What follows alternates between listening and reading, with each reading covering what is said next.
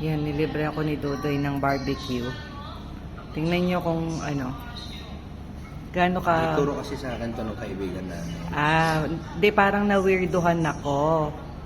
Kasi, pagkakain kami dito, laging may mga bawang. Ayan, hilaw na bawang.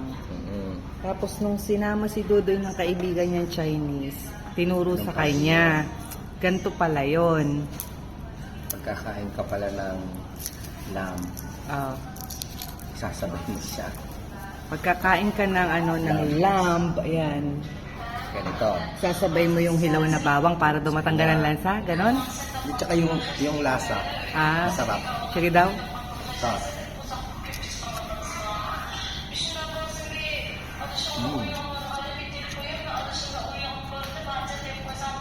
Sarap. Perfect.